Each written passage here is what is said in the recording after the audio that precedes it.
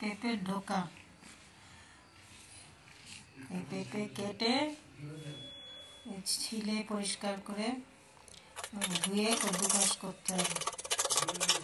কদ্দুকাশ করে তারপরে একটা কড়াইতে তেল নিলাম,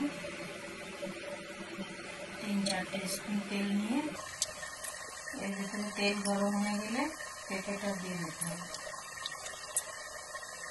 তেলটা গরম হয়ে গেছে, পেঁপে দিয়ে দিলাম। পেঁপেটা একটু নাড়াচাড়া করে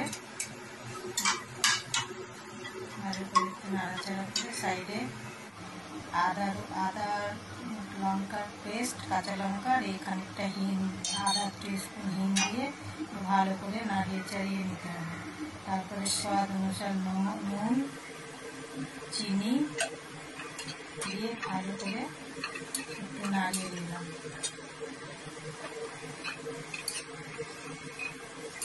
নাড়িয়ে নিয়ে এরপরে বেসন দিতে হবে।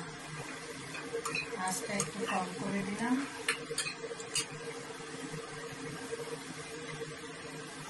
এবারে হাফ কটরি বেসন দিয়ে এটাকে ভালো করে এর সাথে এখন মিশিয়ে নিতে হবে। মিশিয়ে নিয়ে ভালো করে একটা ডোর মতন বানাতে হবে। একদম টাইট হয়ে যাবে, তখন কড়ার থেকে যখন ছাড়তে শুরু করবে তখন এটাকে বের করে দিতে হবে। এই বাটির মধ্যে আমি তেল ব্রাশ করাটা দেখাতে ভুলে গেছি। ব্রাশ করে তারপর এটা পাত্র দিয়ে এইভাবে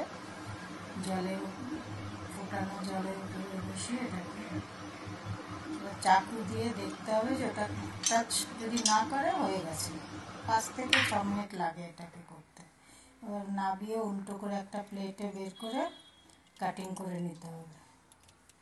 যে যেরকম পিস পছন্দ করে খানিকটা তেল দিয়ে এটাকে একটু শ্যালো ফ্রাই করতে হবে।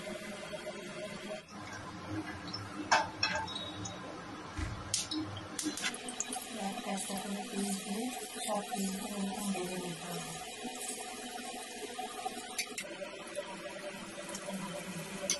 হালকা হাতে একদম আলতো হাতে তুলে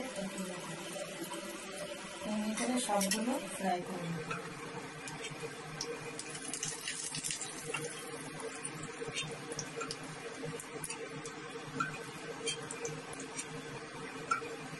করতে বেশিক্ষণ লাগে না, যদিও খেতে খুব টেস্টি হয়। আর বিনা পেঁয়াজ রসুন নিরামিষ।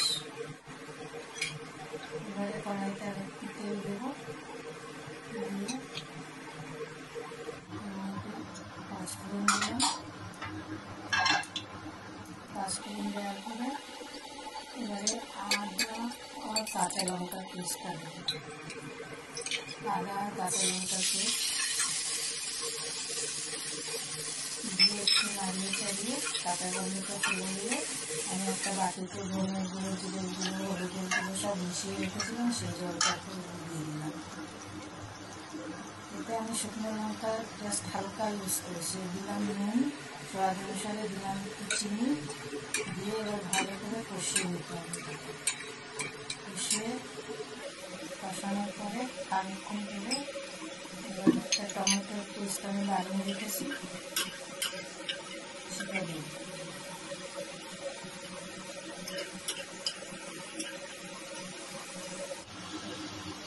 তেলটা ছেড়ে আসলে ওই টমেটোর পেস্টটা দিয়ে দিলাম। এটা দিয়েও ভালো করে কষিয়ে নিতে হবে। 2-4 মিনিট একটু ঢেকে দেবো মশলাটাকে। ঢেকে দিয়ে ভালো করে এটাকে মশলাটাকে মজিয়ে দিতে হবে। 2-4 মিনিট ধরে মশলাটা একদম এখন এটা তেল ছেড়ে আসছে আস্তে আস্তে। ভালো করে শুকিয়ে গেলে এবার দিয়ে দেবো জল, পরিমাণ অনুযায়ী জল দিতে হবে। যে যেটুকখানি ঝোল খাবে, বেসন দেওয়া তো জল একটু টেনে যায়, সেই হিসাবে একটু জলটা দিতে হবে। গ্যাসটা তেজ করে দিলাম, আঁচটা একটু বেশি করে দিলাম। জলটা দিয়ে ঢেকে দিলাম। আস্তে আস্তে 2 মিনিট করে ফুটে উঠবে। ফুটে উঠেছে। এবারে একটা একটা করে সব আমরা ছেড়ে দেবো, দিয়ে একটু পাতিয়ে দেবো হালকা করে, দিয়ে এটাকে ঢেকে দিতে হবে। একটু দিয়ে দিলাম ঘি, হালকা করে ঘি দিলাম, আর দেবো অল্প করে একটু ধনে পাতা দিয়ে হয়ে গেল। খেতে খুব টেস্টি হয়, রান্না খাবে ভালো লাগে।